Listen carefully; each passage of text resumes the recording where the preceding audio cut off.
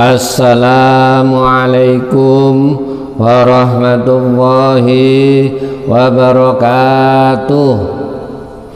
Bismillahirrahmanirrahim. Alhamdulillahi rabbil alamin. Wassalatu wassalamu anbiya'i wal mursalin Sayyidina Muhammadin wa ala alihi wa sahbihi ajmain. Amma ba'du. Anak-anakku, siswa-siswi MTS Muhammadiyah 1 Malang yang dirahmati Allah Subhanahu wa taala, seperti yang kita tahu bahwa menahan amarah merupakan hal yang sangat disarankan dalam Islam, terutama di bulan suci Ramadan pada hari ini. Seseorang yang mampu menahan amarah akan mendapatkan keutamaan dan keistimewaan besar di sisi Allah Subhanahu wa taala. Dalam Al-Qur'an secara tegas dan terang-terangan menyerukan umat Islam untuk menahan amarah.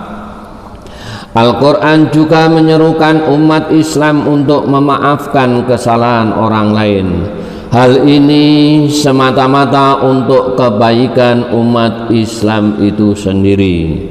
Seperti firman Allah Subhanahu wa taala dalam surat Ali Imran ayat 134 sampai 135 yang berbunyi, Bismillahirrahmanirrahim. وَسَارِعُوا إِلَى مَغْفِرَةٍ مِّن رَّبِّكُمْ وَجَنَّةٍ عَرْضُهَا السَّمَاوَاتُ وَالْأَرْضُ أُعِدَّتْ لِلْمُتَّقِينَ الَّذِينَ يُنفِقُونَ بِالسَّرَّاءِ وَالضَّرَّاءِ وَالْكَاظِمِينَ الْغَيْظَ وَالْعَافِينَ عَنِ النَّاسِ Wallahu yuhibbul muhsinin, yang artinya, dan bersegeralah kamu kepada ampunan dari Tuhanmu dan kepada surga yang luasnya seluas langit dan bumi yang disediakan untuk orang-orang yang bertakwa, yaitu orang-orang yang menafkahkan hartanya baik di waktu lapang maupun sempit, dan orang-orang yang menahan amarahnya dan memaafkan kesalahan orang. Allah menyukai orang-orang yang berbuat kebaikan. Surat Ali Imran ayat 135 sampai 134.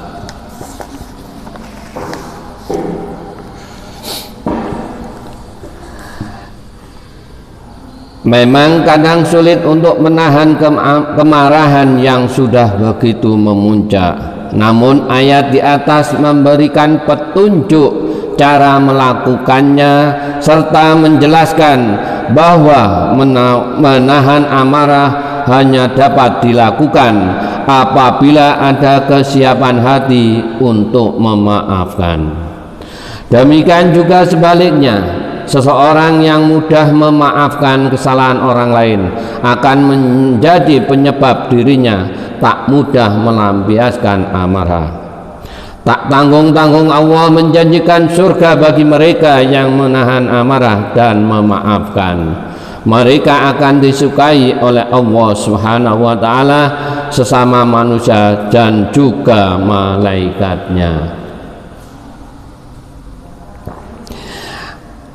Anak-anakku, siswa-siswi MTS Muhammadiyah 1 Malang yang dirahmati Allah Subhanahu wa taala, telah dikisahkan Abu Bakar radhiyallahu anhu, Rasulullah sallallahu alaihi wasallam memberikan nasihat elegan dan pesan yang istimewa agar seseorang yang dicaci atau disakiti hatinya tak perlu membahas dengan perbuatan kotor yang sama. Bersikap diam, tenang, dan tak membalas keburukan jauh lebih suci dibandingkan mengumbar kemarahan. Suatu ketika Abu Bakar duduk bersama Rasulullah SAW dan mendapat cacian dari seseorang dalam waktu yang lama. Setelah sekian lama dicaci dan tidak kunjung berhenti, Abu Bakar pun membalas caciannya. Rasulullah SAW marah lalu berdiri. Abu Bakar menyusulnya, lalu ia berkata, "Wahai Rasulullah, dia mencaciku padahal engkau duduk bersamaku. Ketika aku membalas beberapa caciannya, engkau malah marah dan meninggalkanku."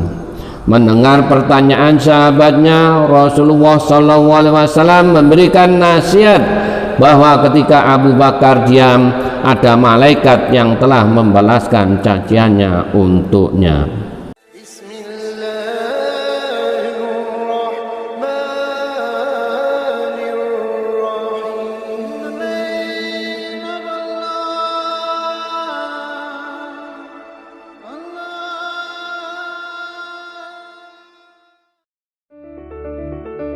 Selamat datang di MTS Muhammadiyah 1 Malang.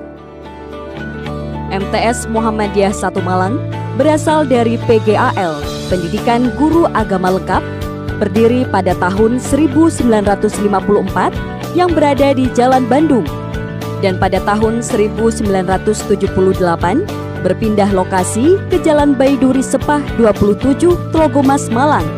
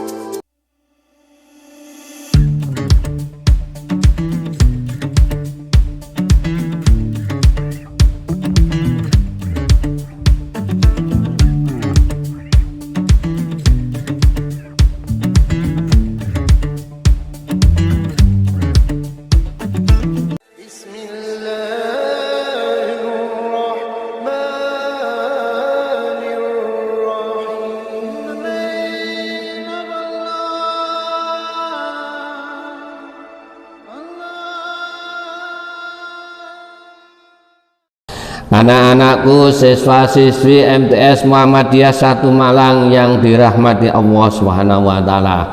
Kisah ini memberikan inspirasi berharga bagi kita semuanya. Betapa menahan amarah akan mendapatkan kebaikan. Beriringan dengan itu, sikap memaafkan pun harus dibangun. Memang sulit, tetapi bukankah kita mendambakan ampunannya? Semoga kita semuanya termasuk dalam kategori hamba yang mendapatkan ampunan dari Allah Subhanahu wa taala dan surganya.